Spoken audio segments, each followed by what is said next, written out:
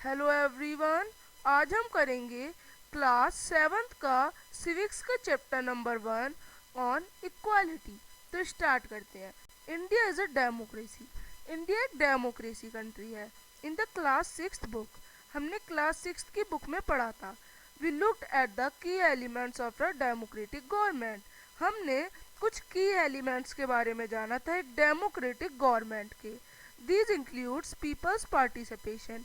इनमें पीपल्स का पार्टिसिपेशन बहुत ज़रूरी है। द रिजोल्यूशन ऑफ कन्फ्लिक्ट, और इसमें जो हमारी समस्याएं होती हैं, जो हमारे झगड़े होते हैं, जो हमारी डिमांड्स होती हैं, वो उसमें पूरी होती हैं। तीसरा, सब में इक्वालिटी हो जाती है, यानी सब इक्वल माने जाते हैं डेमोक्रेटिक गवर्नमेंट में।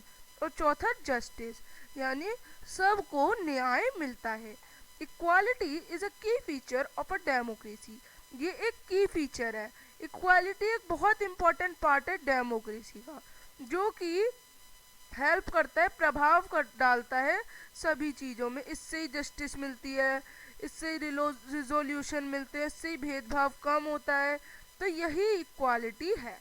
तो हम क्या कह सकते हैं, इक्वालिटी इज अ की फीचर ऑफ डेमोक्रेसी।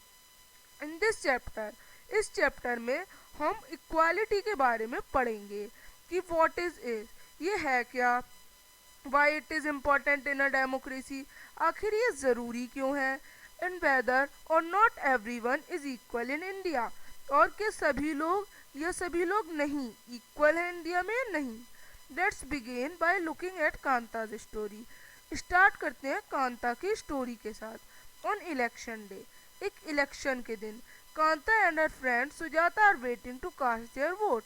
वो लाइन में खड़े थे और अपनी वेट कर रहे थे अपनी टर्न आने का, किसके लिए, वोट के लिए। Isn't it good, Suja, that we all can vote as equal citizens of our country? क्या ये अच्छी बात नहीं है सुजाता कि सभी लोग एक साथ वोट डाल रहे हैं? इवन जैन साहब is standing in line with us, बल्कि जो जैन साहब है वो भी लाइन में खड़े हैं। तो जो उसकी फ्रेंड होती है सुजाता, वो कहती है हाँ बहुत अच्छी बात है। जैसे कि आप देख सकते हैं मंजीत कौर जो कि एक टीचर है, तेजा सिंह ट्रेडर है, गिरीश राव एक स्टूडेंट है, कांता और सुजाता वर्कर्स हैं, अब्दुल आर्टिशियन है, सबनम बानो हाउसवाइफ है, ग्रेसी लेलेंग और इसेक लेलेंग में ग्रेसी लेलेंग कंसल्टेंट और इसेक लेलेंग गवर्नमेंट ऑफिसर हैं, रस्कना मिर्जा क्या है, मीडिया पर्सन है, योगराज भी एक एम्प्लॉयड है, उनका कोई वर्क नहीं है, और अशोक जैन इंडस्ट्रियलिस्ट है। तो यहाँ पे अलग अलग तरह के लोग हैं, सबके अलग अलग वर्क है, सबके अलग अलग रिलीजन है। तो हम क्या देख सकते हैं, हमारी कंट्री एक डेमोक्रेसी है। यहाँ सभी रिलीजन के लोग इक्वल माने जाते हैं, सभी एक साथ वोट देने के लिए एक लाइन में खड़े होते हैं। अब गो ऑन कांता, कांता चलो, इट्स योर टर्न नाउ, अब तुम्हारी बारी है। I will vote for the candidate who has promise to bring pipe water to our area. अब कांता क्या कहती है, मैं तो उस पर्सन को वोट दूंगी जो हमारे एरिया में क्या करेगा, एक पाइप वाटर लगवाएगा। तो आगे क्या कहा गया है, आफ्टरवर्ड, बाद में। We'll see you later Kanta, जो साहब होते हैं उनके, वो कहते हैं कांता मैं तुमसे बाद में मिलूंगा। यस नमस्ते साहब, हाँ नमस्ते साहब। Gudiya has been running fever and I have to take her to the hospital, that I will have to finish the work at Saheb's house first and ask for some advance.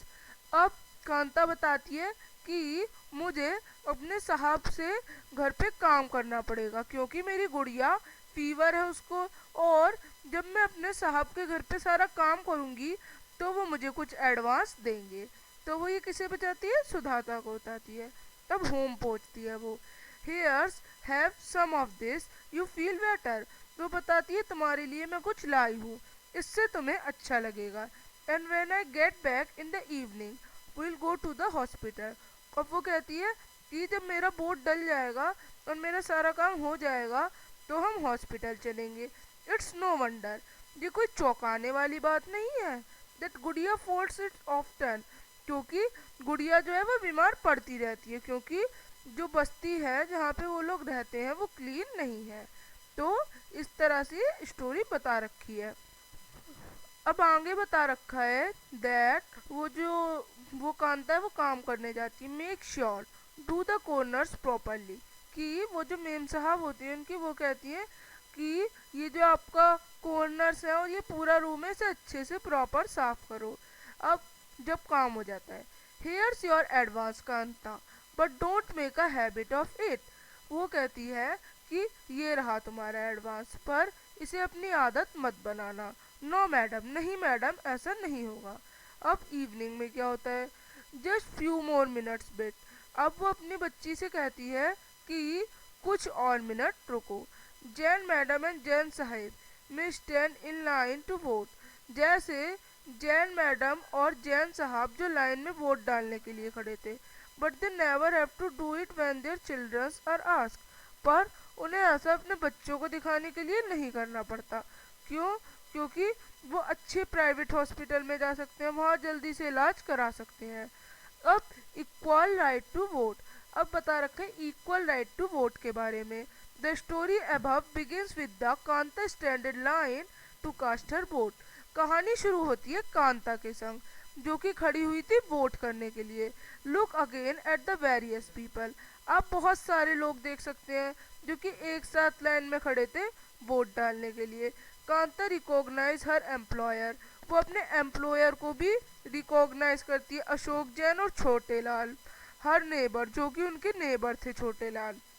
In a democracy like India, all adults, irrespective of what religion they belong to, how much educated they have, what caste they are, or whether they are rich or poor, are allowed to vote। यानी एक democratic country में, जैसे कि India, सभी adult, जितने भी adult लोग होते हैं, एडल्ट लोग जो कि 18 से ज़्यादा के होते हैं और 18 के होते हैं, चाहे वो किसी भी रिलीजन के हों, उनके कितनी भी एजुकेशन हो, पढ़े हों नहीं पढ़े हों, या फिर कैसे भी हो, वो उनकी कोई भी कास्ट हो, और चाहे वो रिच हो चाहे पुअर हो, सबको वोट डालने का अधिकार है। और वोट कैसे डालते हैं? एक लाइन में सब। This as you have already read in the class 6। ये आप क्लास 6 की बुक में पढ़ सके हैं। किसके बारे में? यूनिवर्सल एडल्ट फ्रेंचाइज के बारे में। क्या है इसमें? It is an essential except of all democracies. ये सभी डेमोक्रेसीज का एक इम्पॉर्टेंट पार्ट है। The idea of universal adult franchise is based on the idea of equality. ये यूनिवर्सल एडल्ट फ्रेंचाइज का आइडिया इक्वालिटी पर बेस्ड है, because it states that every adult in a country, irrespective of their health and communities he belongs to, has one vote। यानी चाहे वो कैसा भी, उसकी वेल्थ कैसी हो, अमीर हो गरीब हो, है ना, और किसी भी कास्ट से बिलोंग करता हो, सबको एक वोट डालने का अधिकार है। Kanta is excited to vote and happy that she is equal to all of the others. वो बहुत ही खुश थी कि सभी लोग एक ही जगह पे एक ही लाइन में वोट डाल सकते हैं, because each of them has one vote, क्योंकि सभी को एक वोट डालने का अधिकार होता है। But as her days gone on, बस उसके दिन जो थे वो जाते गए, Kanta become less certain about was this equality really means. पर जो कांता थी उसे ये समझ नहीं आया कि इक्वालिटी है क्या। What is it's make Kanta unsure. आखिर कांता को ये क्यों लगा कि इक्वालिटी नहीं है। Let's take a look at her daily life. अब उसकी लाइफ में देखते हैं। She lives in slum. वो एक स्लम में रहती है, झोपड़ी में रहती है, उसके आसपास झोपड़ी के इलाके हैं। And had a drain beside her house. और उसके घर के पास नाला है। Her daughter is sick. उसकी डॉटर बीमार रहती है। But she can not take the day off from work. पर वो एक भी दिन वर्क से छुट्टी नहीं ले सकती, because she needs to borrow money from her employers. क्योंकि उसे अपने एम्प्लॉयर से, जो उनके जहाँ उनके घर वर्क करती है, उनसे इनकम लेनी है, उनसे वर्क के लिए पैसे लेने हैं और अपनी बेटी को दिखाना है। Her job as a domestic help tires her out. उसकी जॉब उसे बहुत परेशान करती है। And finally she ends her day by again standing in a long line.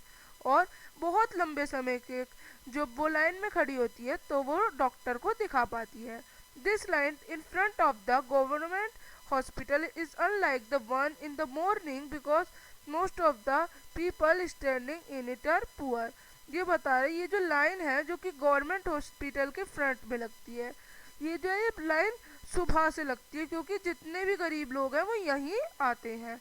अब अदर काइंड्स ऑफ इक्वालिटी के बारे में जान लेते हैं। अब हम पढ़ेंगे अदर काइंड्स ऑफ इक्वालिटी के बारे में।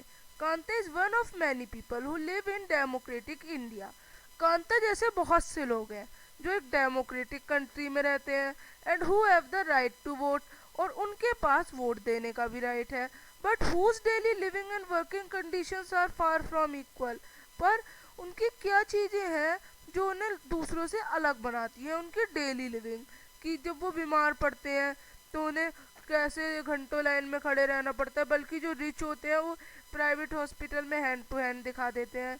बल्कि और वर्किंग कंडीशंस, कि जो एक एम्प्लॉय होता है जो कि एक बहुत बड़ी कंपनी में काम करता है, वो कभी भी छुट्टी ले सकता है, कभी भी कुछ ले सकता है छुट्टी। पर जो एक वर्किंग कंडीशन होती है पुअर की, वो होती है कि वो कभी भी छुट्टी लेगी तो उसको पैसे नहीं दिए जाएंगे। After from being poor, poor होने के बाद पीपल इन इंडिया एक्सपीरियंस इनएक्वालिटी। लोग बहुत तरह से इनएक्वालिटी लेते हैं। Let us see what this means by reading the two stories given below. अब हम दो स्टोरीज नीचे पढ़ेंगे। Each of these is based on real incident. ये सच बातें हैं। इन पीपल्स लाइफ, ये पीपल की लाइफ की सच बातें हैं और एक तरह की डिफरेंट इनएक्वालिटी दिखाती हैं। None of the more common form of inequality in India is caste system. सबसे फेमस, सबसे माने जाने वाला जो इनएक्वालिटी है वो कास्ट सिस्टम है, कि ऊंची जात, नीची जात, दलित, ये सब। If you live in rural India, your caste identity is something that you probably learned or experienced very young. तो अगर आप एक रूरल कंट्री में रहते हैं तो जो आपकी कास्ट है वो बहुत मेन होती है। और if you live in urban India, some of you might think that people no longer believe in caste. पर जब आप किसी urban एरिया में जाएंगे तो आप देखेंगे कि अब लोगों को कास्ट की इतनी चिंता नहीं है, लोग कास्ट के बारे में कम बात करते हैं। तो आगे, but just look at these matrimonial shown from a leading English newspaper. पर आप ये कुछ हेडलाइंस देख सकते हैं जो कि आपको बताई गई हैं किससे, आपके न्यूज़पेपर से, कि कैसी क्वालिफिकेशन चाहिए, एक गर्ल चाहिए, ब्यूटीफुल चाहिए, फेयर चाहिए, उसको जॉब मिलेगी, और वो किस में वर्क होनी चाहिए, आईटी को मुंबई फ्रॉम बी से, MBA boy working in Mumbai, इस तरह से। अब और है जैसे एक तमिल ब्राह्मण अय्यांगार ग्रूम का लड़का चाहिए, उसका 1981 का बोर्न होना चाहिए, इस जगह का बोम होना चाहिए, उसकी हाइट इतनी होनी चाहिए, टॉल होना चाहिए, इस तरह से। तो इस तरह से हमें बताया है। Now let us read a story. अब हम एक स्टोरी के बारे में पढ़ते हैं और एक्सपीरियंस करते हैं एक दलित चाइल्ड जिसको स्कूल के बाहर खड़ा कर दिया जाता है। You have already read about Dalit. आप पहले भी दलित के बारे में पढ़ चुके हैं क्लास 6 में। Dalit is a term that so called lower caste. ये एक लोअर कास्ट की टर्म है, यूज टू एड्रेस देमसेल्फ, जो कि उनको हर्ट पहुंचाने के लिए ली जाती है। दलित मीन्स ब्रोकन। दलित का मतलब टूटा हुआ। By using this word, they were casted pointing to how they were and continue to be seriously discriminated against। कि उनके नाम से उन्हें ये बताया जाता है, उन्हें ये एहसास दिलाया जाता है कि वो अपनी कास्ट की तरह ही हमेशा उन्हें डिस्क्रिमिनेट किया जाएगा, उनका दिल तोड़ा जाएगा, उनको परेशान किया जाएगा। अब एक स्टोरी के संग शुरुआत करते हैं। तो स्टोरी है Om Prakash Valmiki is a famous Dalit writer. जो ओम प्रकाश वाल्मीकि है एक फेमस दलित राइटर है। इन हिज ऑटोग्राफी, उनकी जो एक ऑटोबायोग्राफी है जिसमें उन्होंने अपने बारे में लिखा है। ऑटोबायोग्राफी एक ऐसी बुक होती है जिसमें कोई पर्सन अपनी लाइफ के बारे में लिखता है, और उनकी ऑटोग्राफी बुक का नाम क्या है, Joothan. He writes, I had to sit away from the others in the class and that too on the floor.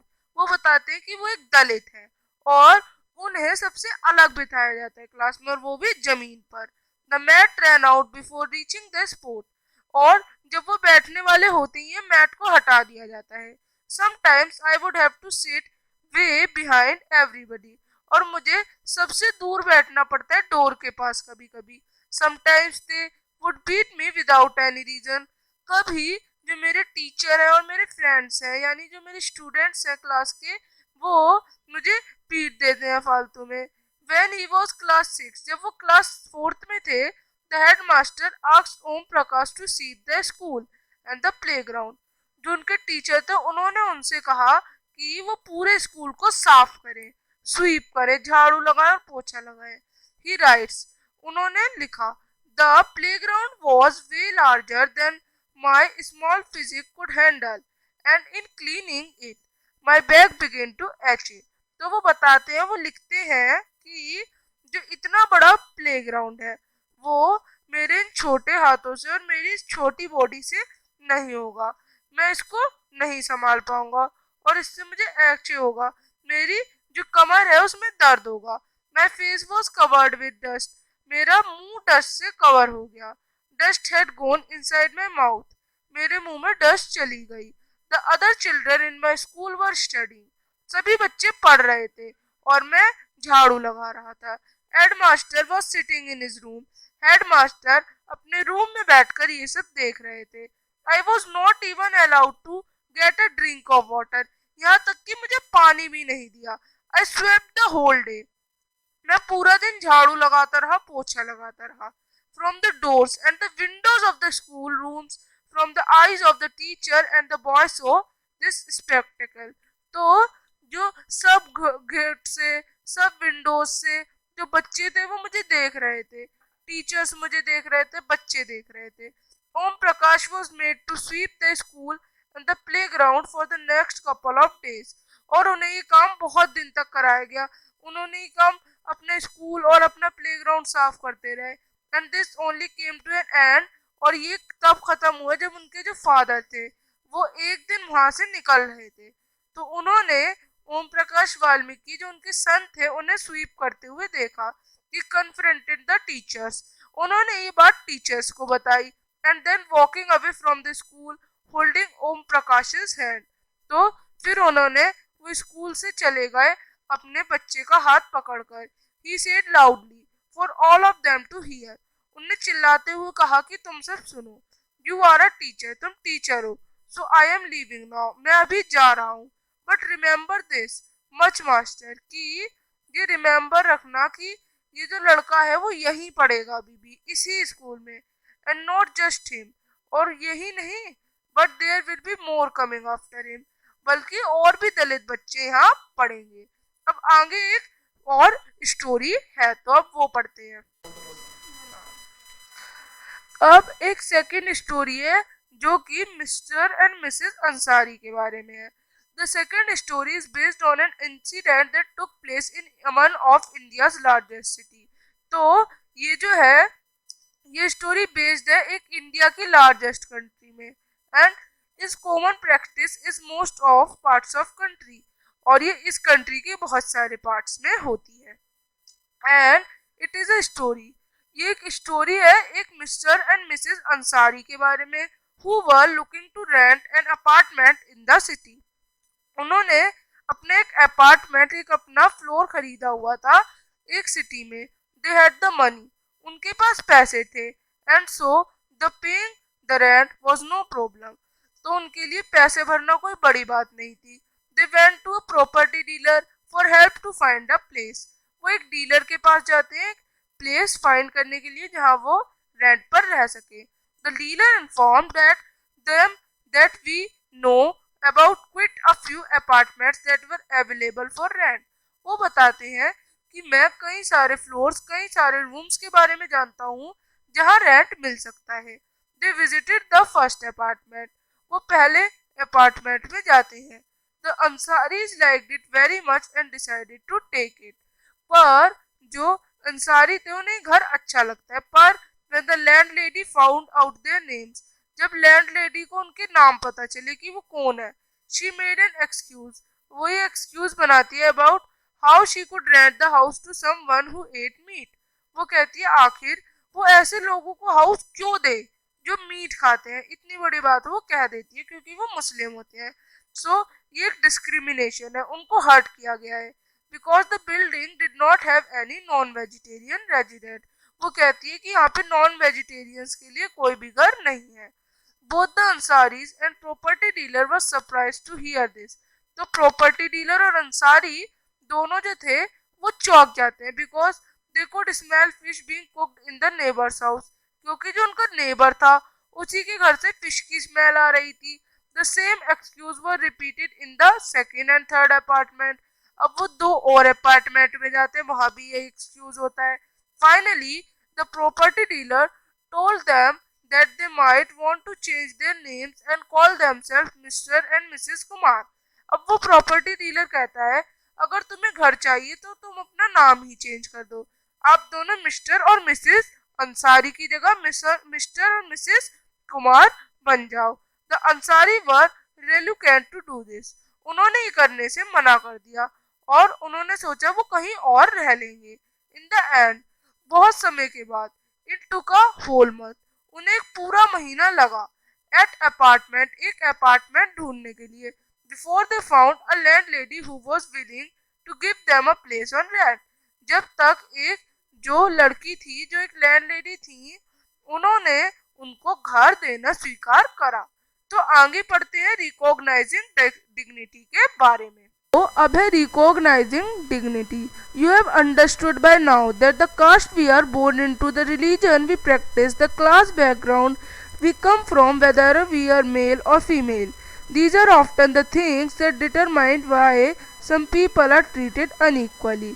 हमने अब तक ये जाना कि जिस प्लेस में हमने बोर्न लिया, पैदा हुए, जिस रिलीजन से हम रिलेट करते हैं, किस बैकग्राउंड के हैं, मेल हैं, फीमेल हैं या कुछ और दिक्कत है, ये सब चीज़ें हमें अनइक्वल बनाती हैं। Om Prakash Valmiki and Ansari were being treated unequally on the basis of difference of caste and religion. और अंसारी जी और ओम प्रकाश वाल्मीकि दोनों को इन्हीं के बेस पर क्या किया गया, इन्हीं के बेस पर डिस्क्रिमिनेट किया गया। ओम प्रकाश वाल्मीकि को कास्ट पर और अंसारीज को रिलीजन पर। तो when person are treated unequally, जब किसी पर्सन को अनइक्वली ट्रीट किया जाता है, देयर डिग्निटी इज वायलेटेड, उनकी डिग्निटी वायलेट होती है, उन्हें दुख पहुंचता है। The dignity of both Om Prakash Valmiki and Ansari was violated. जो ओम प्रकाश वाल्मीकि और अंसारी दोनों की डिग्निटी जो है वो हर्ट की गई, उन्हें एक दुख पहुंचाया गया क्योंकि वो अलग कास्ट रिलीजन के थे। By picking on him and making him sweep the school, जैसे जो ओम प्रकाश वाल्मीकि थे उन्हें और बच्चों की तरह पढ़ाने के लिए बजाय उनसे स्कूल स्वीप कराया गया। टीचर्स ने उन्हें बहुत हर्ट किया, यहाँ तक कि उनके बच्चे जो थे स्कूल के, उन्होंने भी उनको हर्ट किया और बहुत दुख पहुंचाया। अब बीइंग अ चाइल्ड, एक चाइल्ड होने के नाते Om Prakash Valmiki could do very little about the situation, तो वो अपनी सिचुएशन के बारे में ज़्यादा कुछ नहीं कर सके। It was his father who on seeing his son sweep स्वीप, उनके फादर को बहुत गुस्सा आया जब उन्होंने देखा कि उनका बच्चा स्वीपिंग कर रहा है, बल्कि सभी बच्चे पढ़ रहे हैं। और इस इनइक्वालिटी को देखते हुए वो अपने बच्चे को स्कूल से ले गए। The Ansari dignity was also hurt, उनकी डिग्निटी भी हर्ट की गई कि कोई उन्हें अपना अपार्टमेंट नहीं दे रहा था। यहाँ तक कि प्रॉपर्टी डीलर ने उनको कास्ट चेंज करने के लिए भी कहा, पर उन्होंने मना करा। Om Prakash and the Ansaris do not deserve to be treated like this, उन्हें बिल्कुल भी अच्छा नहीं लगा। They deserve the same respect, वो एक सेम रिस्पेक्ट चाहते थे जो कि सभी को मिली थी है। तो ये था हमारा। अब एक देखते हैं एक और पिक्स। इन द 1975 फिल्म दीवार, एक फिल्म थी दीवार, उसमें एक बॉय था जो कि शू साइन करता था, जो कि सबके जूते चमकाता था। वो जो लड़का है वो उनके जूते साफ करता है, जैसे कि आप देख सकते हैं। फिर जो पर्सन होते हैं वो उनकी तरफ पैसे फेंकते हैं, पर वो पैसे लेने से मना कर देता है कि मुझे रिस्पेक्टफुली पैसे दो क्योंकि ये मेरी फीस है। तो वो जो आदमी होता है वो उसके पैसे उठा के उसको देता है। अब आगे पढ़ते हैं equality in Indian democracy. Constitution recognize every person is equal, Indian constitution में सब इक्वल है। This means that every individual in the country, यानी कोई भी पीपल कंट्री का यानी मेल हो फीमेल पर्सन हो, किसी कास्ट, किसी भी रिलीजन, किसी भी ट्राइब, किसी भी एजुकेशनल, किसी भी इकोनॉमिक बैकग्राउंड का हो, सभी इक्वल है। This is not to say that inequality ceases to exist, पर हम ये नहीं कह सकते कि हमारे देश से इनइक्वालिटी खत्म हो गई है। हमने जैसे अंसारी और ओम वाल्मीकि के बारे में जाना कि उनमें भी अभी भी इनइक्वालिटी है, इट डजंट, पर ये सच नहीं है कि हर जगह इक्वालिटी खत्म हुई है, बट एटलीस्ट पर जो इंडियन डेमोक्रेसी है उसमें इक्वालिटी का सिस्टम दिया है और बहुत लोग इसे फॉलो करते हैं। वाइल अर्लियर, बल्कि पहले नो लॉ एग्जिस्ट, कोई भी लॉ एग्जिस्ट नहीं था। तो to protect people from discrimination and ill treatment, लोगों को डिस्क्रिमिनेशन और इल ट्रीटमेंट यानी जो उनको परेशानियां झेलनी पड़ती है अपने कास्ट रिलीजन की वजह से, उनसे। तो no there are several that work to see that, कोई भी लोग नहीं थे जो सबको इक्वल देखें, उनकी डिग्निटी को सेफ रखें। तो आप ये एक पिक देख सकते हैं जिसमें आप सभी धर्म, सभी रिलीजन, सभी कास्ट, सभी जेंडर, सभी तरह के लोग देख सकते हैं जो कि सब एक साथ खड़े हैं पार्लियामेंट में और ऊपर इंडिया का झंडा फहर रहा है। ये दिखाता है कि इंडिया में, इंडिया के कॉन्स्टिट्यूशन में सभी लोग इक्वल हैं। अब आगे, the recognition of equality include some of the following provisions in the constitution.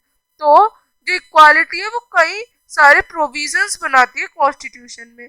First, that every person is equal before the law, कि लॉ से पहले सभी इक्वल है। व्हाट दिस मीन्स, आखिर इसका मतलब क्या है?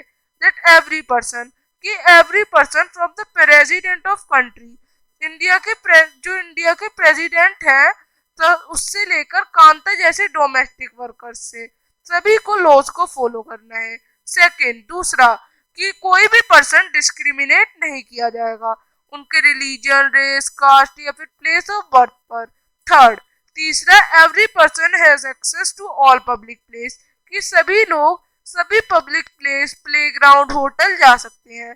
All persons can publicly available, सभी के लिए सारे वेल्स, रोड्स और बाथिंग घाट है। Fourth, untouchability has been abolished, की अनटचबिलिटी खत्म हुई है। तो 4 लॉज है हमारे। अब आगे, the two ways in which the government has tried to implement the equality that is guaranteed in the constitution। तो 2 वेज हैं जिसमें गवर्नमेंट ने ट्राई किया इक्वालिटी बनाए रखने का। फर्स्ट लॉज के थ्रू और दूसरा कुछ प्रोग्राम्स या फिर कुछ स्कीम्स के through. There are several laws, India में कई तरह के लॉज हैं दैट प्रोटेक्ट एवरी पर्सन, जो कि सभी पर्सन्स को प्रोटेक्ट करते हैं ताकि वो सभी इक्वल लॉ फॉलो कर सके। इन एडिशन टू लॉ के अनुसार the government has also set up several scheme, कई सारी स्कीम्स भी पास आउट हुई हैं to improve the lifes of communities and individuals, लोगों की लाइफ को सुधारने के लिए जिनको अनइक्वली ट्रीटेड किया जाता है कई सेंचुरीज से। These schemes are ensure greater opportunity for people who have not had this in the past। ये उन लोगों के लिए बहुत अच्छा है जिन लोगों को पहले हर्ट किया जाता था। तो कुछ स्कीम्स और प्रोग्राम चलाए गए हैं। One of the step taken by the government, इनमें से एक बहुत इंपॉर्टेंट टास्क है जो कि गवर्नमेंट ने लिया है, वो है mid day meal scheme. This refers to the programme, ये एक ऐसा प्रोग्राम है introduced in the all government elementary schools, ये सभी गवर्नमेंट स्कूल्स में है, जिसमें सभी चिल्ड्रन को कुक्ड लंच प्रोवाइड किया जाएगा। तमिलनाडु एक पहली स्टेट जहाँ पे जो इंडिया थी उसकी फर्स्ट स्टेट जहाँ पे स्कीम लॉन्च हुई किसमें 2001 में। The supreme court asked all state governments, तब से सभी गवर्नमेंट्स को कहा गया कि वो 6 मंथ्स के अंदर अंदर ये स्कीम चलाएं। This programme has had many positive effects, इससे कई सारे इफेक्ट मिले। दिस इंक्लूड द फैक्ट, इससे ये फ़ायदा हुआ कि जो पुअर चिल्ड्रन थे अब वो स्कूल की तरफ उतावले हो गए। पहले वो खाने की वजह से और फीस की वजह से स्कूल नहीं आ पाते थे, पर गवर्नमेंट स्कूल्स में उन्हें फ्री स्टडी मिलती है, फ्री फूड मिलता है, तो वो स्कूल आने लगे। Teachers reported that earlier children would not often go home for lunch, कि बच्चों को पहले लंच के लिए घर भी देने नहीं जाया जाता था and then not return to school, और अगर वो चले जाए तो उन्हें घर नहीं आने दिया जाता था। और इस स्कीम से उन बच्चों को फ़ायदा हुआ। देयर अटेंडेंस हैज़ इम्प्रूव्ड, बच्चे रेगुलरली स्कूल आने लगे। Their mothers who earlier had to interrupt their work, जो मदर्स थी पहले जिनको अपने बच्चों को स्कूल छुड़वाना पड़ता था एक दिन के खाने के लिए, अब उन्हें ये ज़्यादा नहीं करना पड़ा। This programme has also help reduce caste prejudice, इससे जो लोगों के मन में भेदभाव था वो भी ख़त्म हुआ, क्योंकि लोअर और अपर कास्ट के चिल्ड्रन सभी इस मील को एक साथ खाते थे एक ही प्लेस में। Dalit women have been employed to cook the meal, और दलित वुमेन को ये वर्क दिया जाता है खाना पकाने का।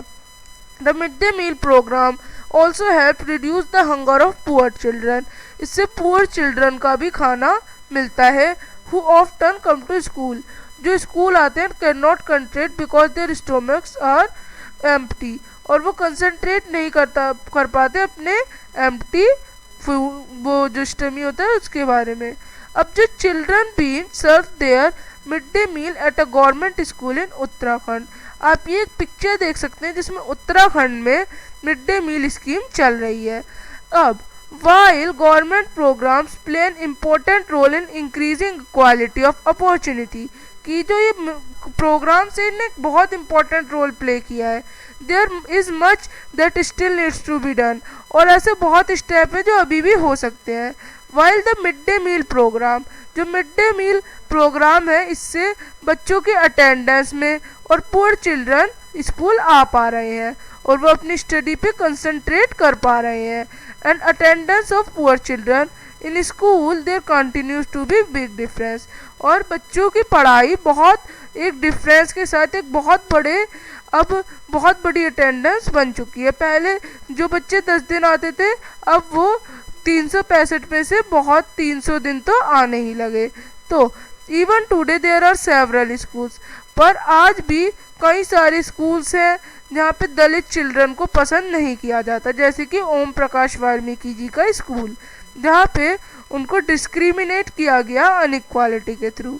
These childrens are forced into unequal situation, और इन्हें अनइक्वल सिचुएशन में लिया गया। दिस इज बिकॉज ये क्यों people refuse to think of them as equal as even through the law requires it, कि उन्होंने और लोगों को अपने जैसा नहीं देखा, उन्होंने सोचा कि वो ऊंचे हैं बाकी सब तो नीचे ही हैं। One of the main reason, इसका मेन रीज़न है for this is that attitudes change very slowly, कि जो लोग हैं उनका एटीट्यूड चेंज हो रहा है। अब जो लोग हैं वो इनके बारे में बहुत गलत सोचते हैं।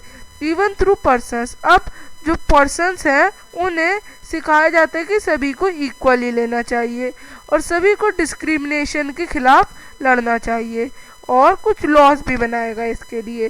दे कंटिन्यू टू ट्रीट पीपल, पर कुछ लोग आज भी पीपल्स को उनकी कास्ट, रिलीजन, डिसेबिलिटी इन पर उनको डिस्क्रिमिनेट करते हैं, और इसलिए भी करते हैं क्योंकि वो क्या है, वो वुमेन्स हैं। तो आप ऐसा पढ़ सकते हैं, है ना। It is only when people begin to believe that one is inferior and then every person deserve to be treated with dignity, पर लोग जो है उन्हें सोचना चाहिए कि सब लोग एक हैं।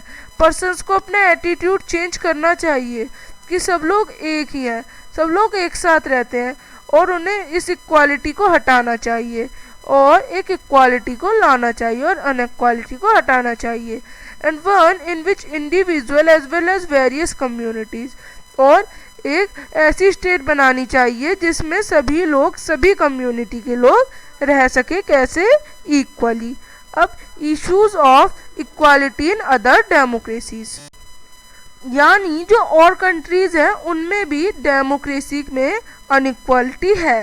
You are probably wondering whether India is the only democratic country, आपको लगता होगा कि इंडिया ही एक डेमोक्रेटिक कंट्री है जहाँ पे इनइक्वालिटी जो है वो ज़्यादा नहीं है, पर थोड़ी बहुत है।